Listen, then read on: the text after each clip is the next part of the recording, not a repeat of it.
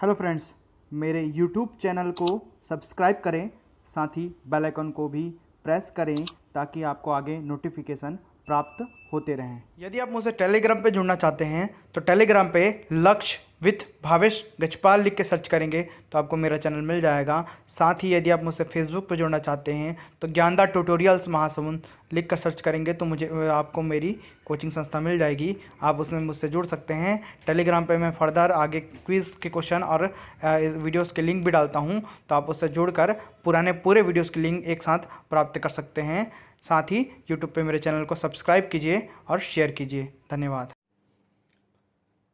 Hello, नमस्कार। चलिए आज चालू करते हैं हम भारत के भूगोल के चट्टानों का वर्गीकरण में। ये पार्ट 3 है। इसके पहले मैं पार्ट 2 में 2 चट्टानों के बारे में पढ़ा चुका हूं, जिसके वीडियो के लिंक मैंने डिस्क्रिप्शन बॉक्स में दे रखे हैं। 2 वीडियो है, टोटल भूगोल के 3 वीडियो बने हैं। पार्ट 1 में मैं अक्षांश देशांतर रेखाओं, भारत की स्थिति एवं विस्तार के बारे में बताया हूं। दूसरा वीडियो जो है वो चट्टानों के ऊपर है, जिसमें मैं कडप्पा और धारवाड़ शैल समूह के बारे में बताया हूं। और अभी मैं पूरे चट्टानों को आज खत्म करूंगा, जिसमें मैं 4 या 5 प्रकार की चट्टानों को पढ़ाऊंगा। इसमें अभी मैं कडप्पा और विंध्यन लिखा हूं। इसके आगे मैं गोंडवाना, ठीक है, और डक्कन ट्रैप, टर्शियरी और क्वार्टिनरी चट्टानों को भी पढ़ाऊंगा। आप वीडियो को जरूर देखें तथा पहला वीडियो भी देखें, जिसमें मैं चट्टानों को बताया हूं कि भारतीय क्रम में 4 भागों में बांटा जाता है। 4 भागों में से पहला है आपका पहला आपका प्री कैम्बियन युग है, जिसको आर्कियन या आप पुरातन शैल समूह भी कह सकते हैं, जिसके अंतर्गत कडप्पा और आर्कियन और धारवाड़ आते हैं। दूसरा जो है पुरान युग की चट्टानें हैं। पुरान युग की चट्टानों में, या जिसको प्रोटेरोजोइक युग भी कहा जाता है, पुरान क्रम की चट्टानों में कुड़प्पा या कडप्पा और विंध्यन आते हैं। तीसरा जो है वो क्रैम्बियन है। क्रैम्बियन में कार्बोनिफेरस वाला आता है। और चौथा जो है वो आर्यन क्रम की चट्टानें है, जिसमें गोंडवाना, डक्कन ट्रैप, टर्शियरी और क्वार्टिनरी क्रम की चट्टानें आती है। पूरा आज क्रम से मैं पढ़ा रहा हूँ। इसमें 3 और 4 नंबर इसलिए दिया हूँ क्योंकि पहला और दूसरा मैं पढ़ा चुका हूँ पहले वीडियो में। नमस्कार, मैं भावेश गजपाल आपका स्वागत करता हूँ अपने यूट्यूब चैनल लक्ष्य विथ भावेश गजपाल में। आप चैनल को लाइक जरूर कीजिए और सब्सक्राइब कीजिए। साथ ही मैं एक चीज गौर कर रहा हूँ कि इतने लोग जुड़ रहे हैं मेरे से। अभी तक 500-600 लोग लॉकडाउन के बाद से जुड़ चुके हैं, लेकिन आप वीडियो को देख रहे हैं, लेकिन आप बेल आइकन को प्रेस नहीं करेंगे तो नोटिफिकेशन नहीं मिल रहा है ना। तो बेल आइकन को प्रेस करिए, नोटिफिकेशन तभी प्राप्त होगा। साथ ही वीडियो को लाइक करेंगे तो वॉल पे आपके सजेस्ट करेगा वो। तो बेल आइकन को प्रेस करेंगे तभी आपके लिए फायदा है। और ये देखिए, ये ऑन मोड है बेल आइकन का, इससे ही आपको नोटिफिकेशन प्राप्त होगा, अन्यथा नहीं होगा। चलिए आगे बढ़ते हैं। ज्यादा लंबा वीडियो नहीं बनेगा। वैसे तो चट्टानें बहुत वृहद है, इसलिए 2 भाग में इसको बना रहा हूं। पुरान क्रम की चट्टानें, जिसको प्रोटेरोजोइक युग कहा जाता है, इसमें 2 भाग है, कुड़प्पा और विंध्यन। पुरान में 2 आता है, कुड़प्पा या कडप्पा। एनसीईआरटी में देखोगे तो कुड़प्पा लिखा था, बाकी हम लोग कडप्पा बोलते हैं, ठीक है। तो कुड़प्पा या कडप्पा और विंध्यन क्रम की चट्टानें। तो तीसरा जो है कुड़प्पा या कडप्पा क्रम की चट्टानें, जिसको ऊपरी प्रोटेरोजोइक कहा जाता है, ऊपर रहता है, ठीक है। और ये विंध्यन क्रम की चट्टानें समूह, जिसको निचला प्रोटेरोजोइक कहा जाता है। तो कुड़प्पा या कडप्पा सबसे नीचे रहता है आर्कियन, उसके ऊपर धारवाड़, उसके ऊपर कडप्पा। तो धारवाड़ क्रम की चट्टानों के अपर्दन व निक्षेपण से कडप्पा बनता है। आर्कियन के अपर्दन व निक्षेपण से धारवाड़, धारवाड़ के अपर्दन व निक्षेपण से कडप्पा या कुड़प्पा। तो कडप्पा क्रम की चट्टानें धारवाड़ के अपर्दन व निक्षेपण से प्राप्त होता है। लगातार घिसने, अपर्दित होने और निक्षेपण होने से वो दब जाता है। दबेगा तो परतदार हो जाएगा, लेयर बन जाएगा, दब जाएगा। इतने सालों से प्रेशर और टेम्परेचर से दब जाएगा तो क्या बनेगा? परतदार हो जाएगा। यह भी परतदार चट्टानें हैं, जैसे कि धारवाड़ है। तथा जीवाश्म का अभाव होता है। दबने से और गर्मी से क्या होता है? जीवाश्म, जीवों के अवशेष नहीं रहे। हालांकि इस युग तक जीवों का उद्भव पृथ्वी पर हो चुका था, लेकिन इसमें भी जीवाश्म का, जीवों के अस्म अर्थात जीवों के अवशेष का अभाव है, इस चट्टान में नहीं पाया जाता, ठीक है। यह आंध्र प्रदेश के कुड़प्पा जिले से नामकरण हुआ। मतलब आंध्र प्रदेश के कुड़प्पा जिले में पहली बार ये खोजा गया। विथ मैप बता रहा हूं मैं, साथ में मैप का ओरिजिनल जो सीरीज है वो भी चलता रहेगा।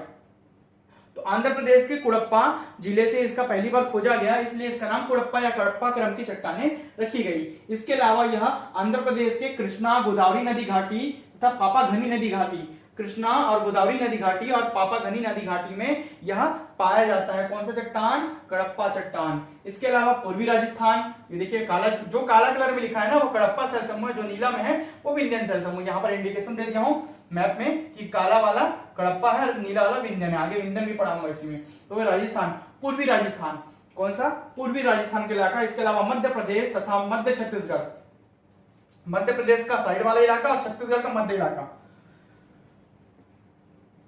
मध्य छत्तीसगढ़ एरिया में पूरा कडप्पा सेल समूह मिलता है, जिसे चूना पत्थर निकाला जाता है, डोलोमाइट और चूना पत्थर मिलता है, जो कि सीमेंट उद्योग के लिए बहुत ही कारगर है। ठीक है, इसके बाद दिल्ली श्रेणी, इसमें दिल्ली में भी छोटा सा इलाका बनाया हूं, देखिए दिल्ली में भी थोड़ा सा कडप्पा मिलता है। दिल्ली श्रेणी को राजस्थान श्रेणी भी कहा जाता है। ठीक है, वही इसी में थोड़ा सा होने के कारण इसको राजस्थान में मिला लिया जाता है, तो राजस्थान श्रेणी भी इसको कहते हैं ना, ये भी बता देता हूं आपको। इसके अलावा इसमें क्या मिलता है? बलवा पत्थर मिलता है, चूना पत्थर मिलेगा, सीमेंट उद्योग के लिए बहुत ही जो कच्चा है इसका कच्चा मटेरियल है, संगमरमर मिलता है, एस्बेस्टस मिलता है आदि, इसमें प्रसिद्ध खनिज प्राप्त होते हैं। इसके अलावा हीरा भी कहीं कहीं पर पाया जाता है। अगर पूछेगा मुख्य रूप से हीरा, तो विंध्यन ही लगाओगे, लेकिन कडप्पा में भी विंध्यन हीरा मिलता है, लेकिन मुख्य रूप से हीरो के लिए जो प्रसिद्ध खाने हैं वो विंध्यन सेल समूह में ही मिलती हैं। आगे पढ़ाऊंगा मैं। ठीक है, तो इस प्रकार कडप्पा का विकास, ये दिल्ली, ये पूर्वी राजस्थान, मध्य प्रदेश तथा मध्य छत्तीसगढ़ इलाका, थोड़ा सा कर्नाटक का इलाका, पूरा आंध्र प्रदेश, ये आंध्र प्रदेश का इलाका, कृष्णा गोदावरी पापाघनी नदी घाटी, इसमें कडप्पा सेल समूह विस्तृत रूप से फैला हुआ है। चौथा बढ़ते हैं विंध्यन सेल समूह की ओर, जिसको निचला प्रोटेरोजोइक बोलते हैं। इसका नामकरण विंध्य पर्वत से हुआ है। विंध्याचल पर्वत श्रृंखला जो यहाँ पर फैली हुई है, जो कि गंगा के मैदान और नीचे क्या बोलना चाहिए, पठारी इलाके के बीच समद्विभाजक का काम करता है, दो भागों में बांटता है। इसके उस पार गंगा का मैदान और इसके इस पार जो है वो आपका पठारी इलाका आता है। कौन सा? दक्कन का पठार। इसके इस पार दक्कन का पठार, इसके उस पार गंगा का मैदान। तो मैदान और पठार के बीच का जो समद्विभाजक है वो विंध्यन सेल समूह है। तो विंध्यन पर्वतमाला के से पहली बार चट्टानों का उद्भव हुआ, इसलिए इसको विंध्यन सेल समूह कहते हैं। ठीक है, इसका जो विस्तार है वो राजस्थान के चित्तौड़गढ़ से बिहार के सासाराम तक है। ठीक है, ये राजस्थान का चित्तौड़गढ़ है और ये बिहार का सासाराम है, बिहार का सासाराम। तो राजस्थान के चित्तौड़गढ़ से मध्य प्रदेश होते हुए पूरे बिहार के सासाराम तक इसका विस्तार है। ठीक है, चलिए आगे बढ़ते हैं। यह निक्षेप जल निक्षेपों से निर्माण हुआ है। इसका निर्माण जल निक्षेपों से हुआ है, इसलिए इनको जलज सैले बोलते हैं। जल में जन्मी सैले, जलज सैले। तो कौन सी सैल समूह जलज हैं या जल के निक्षेपों से प्राप्त हुई हैं? तो जल के निक्षेपण से, ठीक है, जल के द्वारा वो बहा कर छीलने के कारण। ठीक है, तो जलज सैले हैं। कौन सी सैले? विंध्यन सेल समूह या विंध्यन सेल समूह है ना। तो इसमें क्या होता है? गोलकुंडा, कैमूर, रीवा, भांडेर। गोलकुंडा क्षेत्र ये तेलंगाना वाला हिस्सा मान सकते हो, गोलकुंडा खान। कैमूर की पर्वत श्रृंखला जो छत्तीसगढ़ में फैले हुई है। ठीक है, इसके अलावा रीवा और भांडेर जो मध्य प्रदेश का इलाका है, आदि में हीरे के लिए प्रसिद्ध खाने इसी सेल समूह में है।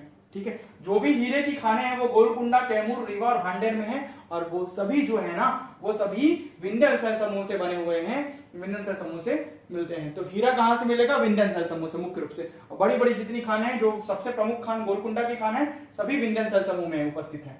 आगे देखते हैं। चूना पत्थर, बलवा पत्थर, चीनी मिट्टी और फायर क्ले भी इससे मिलता है। इन क्रम के चट्टानों से क्या क्या? चूना पत्थर, बलवा पत्थर, चीनी मिट्टी, फायर क्ले। ईंटा जो इससे बनाई जाती है, अग्निशामक जो ईंटें है ना, तो अग्नि को सहने वाली ईंटें, उसको फायर क्ले मिट्टी इसी से मिलती है, चीनी मिट्टी भी इसी से मिलती है। ठीक है, किससे? विंध्यन सेल समूह से। ये इसके इंपॉर्टेंस है। अब देखते हैं बलवा पत्थर क्या है। आप लाल किला देखे हैं, लाल किला का लाल रंग, और साथ ही मध्य प्रदेश के सांची का स्तूप सभी बलवा पत्थर से बने हुए हैं। तो बलवा पत्थर से निर्मित है। बलवा पत्थर से निर्मित लाल किला व मध्य प्रदेश के सांची का स्तूप भी इसी सेल समूह से मिलता है। सोन तथा भीमा नदी घाटियों में चूना पत्थर और संगमरमर भी मिलते हैं। तो जहां बेसिकली हीरा है वहां पर संगमरमर की खाने भी हैं। ठीक है, तो चूना पत्थर और संगमरमर भी सोन और भीमा नदी की घाटियों में मिलते हैं। यहाँ पर सोन नदी है जो छत्तीसगढ़ के ऊपरी हिस्से से, उत्तरी हिस्से से और मध्य प्रदेश से बहती है। ठीक है, तो ये सोन नदी और भीमा नदी घाटियों में भी, सोन और भीमा नदी घाटी में भी क्या मिलता है? आपका विंध्यन सेल समूह का विस्तार पाया जाता है, जिसमें चूना पत्थर और संगमरमर के भंडार मौजूद है। ये नीला कलर जो है, ये वाला, ये गोलकुंडा की खाने, ये कर्नाटक इलाका, थोड़ा आंध्रा का इलाका, ये सोन तथा भीमा नदी घाटी, सासाराम से लेकर चित्तौड़गढ़, थोड़ा सा राजस्थान, ये पूरा इलाका जो है ना नीला कलर में जो है, ये सभी विंध्यन सेल समूह का दर्शाता है मैप में। इस प्रकार मैप से आपको ये समझ आ रहा होगा। आगे बढ़ते हैं पांचवे की ओर। आगे बढ़ते हैं। आगे देखने वाले हम सी पार्ट में, जिसमें द्रविडियन महाकल्प की चट्टानों के बारे में पढ़ने वाले हैं। तीसरा और चौथा पढ़ चुके हैं। अब आगे बढ़ते हैं सी पार्ट और डी पार्ट में। ठीक है, ए और बी पार्ट पढ़ा चुका हूं। ए में मैं क्या पढ़ाया हूं? आर्कियन और धारवाड़ के बारे में। बी में कडप्पा और आपके विंध्यन के बारे में। सी में द्रविडियन के बारे में। और डी में गोंडवाना, दक्कन ट्रैप, टर्शियरी और क्वाटरनरी के बारे में मैं पढ़ाऊंगा। प्रकार पूरी भारत की चट्टाने और उसका विभाजन खत्म हो जाएगा। साथ में मैप भी इंडिकेट किया हूं। चलिए देखते हैं द्रविडियन महाकल्प की चट्टाने, ये जो है कैम्ब्रियन से लेकर कार्बोनिफेरस युग तक की शैलें इसमें आती है। युग है ना, कैम्ब्रियन युग से लेकर कार्बोनिफेरस। अब ये कैम्ब्रियन युग होता क्या है, देखिए जब ना कैम्ब्रियन युग में क्या होता है, पृथ्वी पर जब पहली बार अवसाद वाले वनस्पति और रीढ़विहीन जीव उत्पन्न हुए। पृथ्वी पर जब पहली बार अवसाद मतलब जो जलने के बाद, जो खत्म होने के बाद अवशेष छोड़ते हैं, अवसाद छोड़ते हैं, तो ऐसे वनस्पति और रीढ़विहीन जीव उत्पन्न हुए ना, तो उसको कैम्ब्रियन युग कहा गया। जबकि कार्बोनिफेरस में आपका रेंगने वाले जीव और उभयधारी उत्पन्न हुए, 100 फीट लंबे लंबे पेड़ उत्पन्न हुए, तो वो क्या हुए, कार्बोनिफेरस युग कहलाता है। यहां से लेकर यहां तक की युग में जितनी चट्टाने हैं सभी को द्रविडियन महाकल्प की चट्टाने कहते हैं। ये विंध्यन के बाद आई। किसके बाद आई, विंध्यन के बाद। इसके पहले क्या पढ़ा है, विंध्यन शैल समूह। तो विंध्यन के बाद आती है, आप देखते हैं अवसादी शैलें हैं। जाहिर सी बात है, पेड़ पौधे वनस्पति और जीव हैं, तो जब वो खत्म हो जाएंगे, नष्ट हो जाएंगे, तो अवसाद छोड़ेंगे, है ना, इसलिए ये अवसादी कहलाते हैं ना। तो अभी तक अवसादी नहीं पढ़ाया, अब आएगा अवसादी। तो ये अवसादी शैलें हैं, जीवाश्म पाया जाता है, अवसाद पाया जाएगा, अवसाद से बनेगा और साथ साथ जीवों के अस्म मिलेंगे, जीवों के अवशेष मिलेंगे, तो जीवाश्म पाया जाता है। मतलब आपका फ्यूल बन सकता है, इनसे क्या बन सकता है, फ्यूल, ईंधन बन सकता है, चाहे वो कोयला हो, चाहे पेट्रोल डीजल हो। जैसे समुद्रों में तो पेट्रोल डीजल होगा, समुद्र के जीव जंतु उसमें दबकर मर जाएंगे तो पेट्रोल डीजल निकलेगा, और अगर धरती पर होगा तो कोयला बनेगा उससे, ठीक है। प्रायद्वीपीय भारत के पठार के बाहरी हिस्से, ये देखो इसको बोलते हैं प्रायद्वीपीय भारत का पठार, जो ट्रायंगल वाला इलाका है जो 3 ओर से समुद्र से घिरा हुआ है, वो प्रायद्वीप कहलाता है। तो प्रायद्वीपीय भारत का पठार, ये इलाका, इसके बाहरी हिस्से दिख रही है यहाँ पर, तो इस बाहरी हिस्से में ही क्या मिलता है, द्रविडियन महाकल्प की चट्टानें। इसके अलावा आपका कश्मीर घाट, साल्ट रेंज, पाकिस्तान वाला इलाका, जिसमें 600 से 900 मीटर की मोटाई की ये चट्टानें पाई जाती हैं। तो कश्मीर घाटी क्षेत्र जो काला कलर का दिखाया हूं, और साल्ट रेंज पाकिस्तान वाले इलाके में भी 600 से 900 मीटर की मोटाई की ये चट्टानें पाई जाती हैं। काला कलर नक्शे पे द्रविडियन शैलों को दिखा रहा है, नीला कलर गोंडवाना शैलों को दिखा रहा है, जितने भी नीले कलर में हैं, ठीक है। और काला जो भी है, ये और ये काला, वो सब आपका द्रविडियन महाकल्प की चट्टानें हैं, ठीक है। इस प्रकार यहाँ पर ये द्रविडियन कल्प की चट्टानें पाई जाती हैं। पांचवा देखते हैं, अगला देखते हैं डी, आर्य महाकल्प की चट्टानें। जब आर्य धरती पर आ गए, आर्य आए, आर्यों को उद्भव हुआ, है ना, तो ये कहां से कहां तक है, ये कार्बोनिफेरस से लेकर, ठीक है, प्लेस्टोसीन युग तक है। कार्बोनिफेरस युग क्या है, जिसमें रेंगने वाले जीव, उभयधारी और 100 फीट लंबे पेड़ हुए, वो कार्बोनिफेरस है। अब प्लेस्टोसीन युग क्या है, जिसमें उड़ने वाले पक्षी आए ना, उसको प्लेस्टोसीन युग कहते हैं। उड़ने वाले पक्षी, उभयधारी आगे उत्पन्न हो गए, वो प्लेस्टोसीन युग कहलाता। तो यहां से लेकर यहां तक युग में आर्यन क्रम की चट्टानें आती है। इसमें 4 प्रमुख चट्टानें हैं, क्योंकि 4 पहले पढ़ा चुका हूं, तो 5वां नाम दिया इसको। गोंडवाना, डक्कन ट्रैप, टर्शियरी मतलब तृतीय, क्वाटिनरी मतलब चतुर्थ।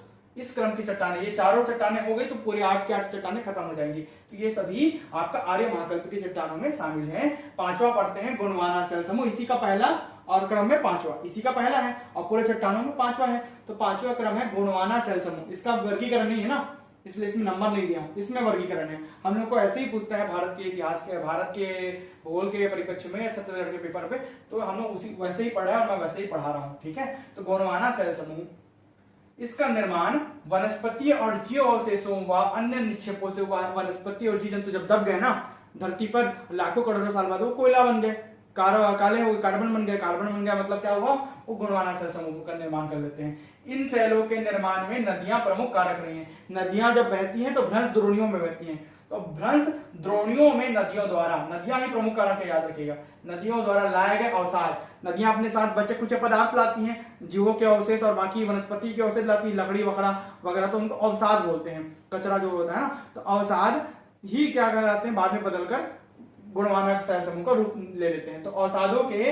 निक्षेपण के परिणाम स्वरूप ये निर्मित हुई। अवसादों का जब निक्षेप हुआ, नदियों द्वारा बहाकर लाई गई, तो नदियां प्रमुख कारक रही हैं। जहां जहां पर नदियां की घाटियां रहेगी, नदी बहेगी, वहीं पर ही गोंडवाना रहेगा, ठीक है। तो अवसादों के निक्षेपण के परिणाम स्वरूप गोंडवाना शैल समूह का निर्माण होगा। मुख्य रूप से मध्य प्रदेश के गोंडवाना क्षेत्र में इसका नामकरण किया गया, क्योंकि मध्य प्रदेश के गोंडवाना क्षेत्र में यह पहली बार खोजा गया, इसलिए इसका नाम गोंडवाना शैल समूह रखा गया। मध्य प्रदेश के गोंडवाना क्षेत्र में पहली बार खोजा गया, इसलिए इसका नाम क्या रखा गया, गोंडवाना शैल समूह रखा गया।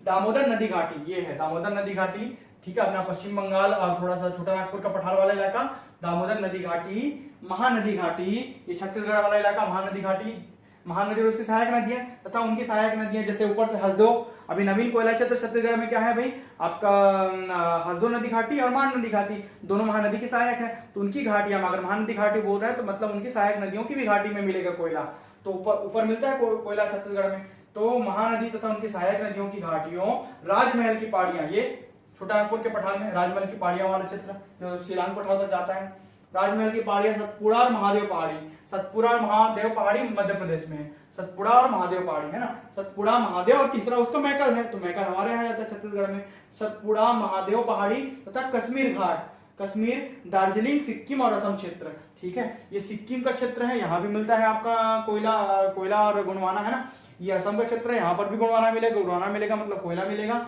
ठीक है, और यहाँ पर से फ्यूल भी मिलता है। सबसे पहला जो फ्यूल क्षेत्र है, पेट्रोलियम क्षेत्र, असम के डिगबोई वाला क्षेत्र है ना, और नाहरकटिया, हुगली जलमोहसन और डिगबोई, ये सब असम में है सब, क्योंकि यहाँ पर फ्यूल है मतलब यहाँ पर गुणवाना होगा, गुणवाना है मतलब अवशेष होंगे, तो अवशेष वाले जगह पर ही फ्यूल मिलेगा, ईंधन मिलेगा, ठीक है। तो असम क्षेत्र, सिक्किम क्षेत्र, इसके अलावा कश्मीर क्षेत्र, कश्मीर में कारगिल क्षेत्र में जहां पर एंथ्रासाइट कोयला मिलता है, सबसे उच्चतम क्वालिटी का कोयला क्या होता है, एंथ्रासाइट, फिर बिटुमिनस, फिर लिग्नाइट, फिर पिट, ये कोयले के 4 रेंज है, ठीक है। लोहे में हेमेटाइट, मैग्नेटाइट, सिडेराइट और कॉपर पायराइट, ये आपका लोहा वाला है, लेकिन कोयले में क्या आएगा, एंथ्रासाइट, बिटुमिनस। हमारे यहाँ लगभग 98% जो कोयला है ना सब बिटुमिनस किस्म का है, लेकिन कुछ 1-2% जो कोयला है ना वो कारगिल क्षेत्र में मिलता है जो एंथ्रासाइट होता है। सबसे उच्चतम क्वालिटी का कोयला कारगिल क्षेत्र में मिलता है, कश्मीर घाटी क्षेत्र में एंथ्रासाइट कोयला होता है जो जलने के बाद अवशेष नहीं छोड़ता, जिसमें कार्बन की मात्रा सर्वाधिक रहती है, वही सबसे उच्चतम क्वालिटी का कोयला होता है, जलने के बाद अवशेष नहीं छोड़ता, वही एंथ्रासाइट है। हमारे यहाँ बाकी क्षेत्र में इधर जो क्षेत्र में मिलता है ना, छत्तीसगढ़, मध्य प्रदेश, दामोदर नदी घाटी, यहाँ सब बिटुमिनस किस्म का है। किस किस्म का, सेकेंडरी क्वालिटी के, जिसमें 60 से 70% तक कार्बन होते हैं, ठीक है। इसके अलावा गोदावरी नदी घाटी में भी आपका क्या मिलेगा, कोयला क्षेत्र मिलेगा, छत्तीसगढ़ से लगा हुआ, इधर से जब गोदावरी नदी बहती है तो उसके आसपास के क्षेत्र में भी कोयला मिलता है। महानदी घाटी, सतपुड़ा पर्वत, महादेव पहाड़ी, दामोदर नदी घाटी और राजमहल की पहाड़ियां, सिक्किम क्षेत्र, असम क्षेत्र, कारगिल क्षेत्र, यहाँ पर सर्वाधिक उच्च क्वालिटी का कोयला मिलता है, सबसे उच्च, ये सभी क्षेत्र गोंडवाना सेल समूह के हैं। तो गोंडवाना का संबंध किससे, कोयला से है। अब आते हैं, भारत का 98.5% कोयला गोंडवाना सेलों में मिलता है। 98.5% कोयला कहां से मिलता है, गोंडवाना सेल समूह में ही मिलता है। इसके अलावा बलुआ पत्थर, चीका मिट्टी, लिग्नाइट भी पाया जाता है। चीका मिट्टी, चीका क्ले है ना, बलुआ पत्थर लाल वाला, और चीका मिट्टी और लिग्नाइट भी, इससे खनिज, आदि खनिज भी प्राप्त होते हैं, लेकिन कोयला सर्वाधिक मिलता है भाई, ये सब क्षेत्रों में मिलता है और कोयला ही सर्वाधिक मिलता है। ये जो नीले कलर में जितने भी क्षेत्र लिखे हुए हैं सभी किसके, गोंडवाना सेलों के हैं। गोंडवाना सेल कोयला के लिए प्रमुख है भारत में, और साथ ही छत्तीसगढ़ में भी। इस प्रकार ये आपको समझ आया होगा। आगे बढ़ते हैं हम डक्कन ट्रैप, टर्शियरी और क्वाटिनरी की ओर। ये 3 होगा, फिर वीडियो पूरा खत्म हो जाएगा। चलिए अब पढ़ते हैं डक्कन ट्रैप, टर्शियरी और क्वाटिनरी क्रम की चट्टानों को। छठवां है डक्कन ट्रैप, प्रायद्वीपीय पठार के पश्चिमी भाग में ज्वालामुखी था। देखो ये प्रायद्वीपीय भारत है, ये वाला हिस्सा जो ट्रायंगल वाला हिस्सा दिख रहा है, इसके पश्चिमी भाग में जो हिस्सा दिख रहा है ना, यहाँ पर पहले ज्वालामुखी हुआ करता था। तो ज्वालामुखी था जिसके बेसाल्ट युक्त लावा के ठंडे होने से डक्कन ट्रैप बना। बेसाल्ट युक्त लावा जब विस्फोट हुआ तो वो वातावरण के संपर्क में आकर ठंडा हो गया, ठंडा आकर वो सीढ़ीदार नुमा आकृति में जम गया। इसके जमने से यहाँ पर सीढ़ीदार नुमा आकृति का निर्माण हुआ और पठार बन गया, जिसको डक्कन ट्रैप या डक्कन का पठार कहते हैं, जो कि मुख्य रूप से मध्य महाराष्ट्र के इलाके में, कुछ मध्य प्रदेश के इलाके में, थोड़ा सा कर्नाटक का हिस्सा, थोड़ा सा गुजरात का दक्षिणी हिस्सा है। इस प्रकार ये क्षेत्र जो है डक्कन ट्रैप, ये डक्कन का पठार कहलाता है, जो बेसाल्ट युक्त लावा के वातावरण के संपर्क में आने से, ठंडे होने से बना है, ठीक है। यह मुख्य रूप से महाराष्ट्र, दक्षिणी गुजरात, मध्य प्रदेश, इंदौर तक देखो मध्य प्रदेश, उत्तरी कर्नाटक, कर्नाटक का ऊपर हिस्सा ये वाला है ना, यहां तक फैला हुआ है। इसके अलावा राजमुंद्री, ठीक है, राजमुंद्री में भी थोड़ा सा इसका इलाका मिलता है डक्कन ट्रैप का, राजमुंद्री में भी थोड़ा सा है। देखिए अब क्या, यहाँ की जो चट्टानें होती है, डक्कन ट्रैप की जो चट्टानें होती है, उसको लमेटा या बाघ पात्र के नाम से जाना जाता है। एकदम इंपॉर्टेंट क्वेश्चन है, डक्कन ट्रैप की चट्टानों को लमेटा या बाघ पात्र कहा जाता है, ये लिखा हुआ है। इनसे बेसाल्ट तथा डोलोमाइट प्राप्त होता है, साथ ही क्वार्ट्जाइट भी प्राप्त होता है। बेसाल्ट, डोलोमाइट, क्वार्ट्ज या क्वार्ट्जाइट भी प्राप्त होता है तथा इनके अपरदन से मतलब छिलने से काली मिट्टी का निर्माण होता है, जिसे रेंगूर कहते हैं। किसके निर्माण होता है? काली मिट्टी का निर्माण होता है। तो ये जो जहां डक्कन ट्रैप, जहां बेसाल्ट युक्त लावा रहेगा ना वो जला है, जला है मतलब काला दिखेगा, तो वो डक्कन ट्रैप बनेगा। डक्कन ट्रैप जहां बनेगा ना तो काला कलर होने के कारण उसके छिलने से काली मिट्टी बनती है, बुरबुरी मिट्टी। हवा तूफान अपरदन से, अपक्षय और अपरदन से काली मिट्टी वहां पर जमा हो जाती है, क्योंकि वो जला हुआ है तो काली मिट्टी इसलिए काला होता है। तो काली मिट्टी का निर्माण होता है जिसे रेंगूर कहते हैं। क्या कहते हैं? रेंगूर।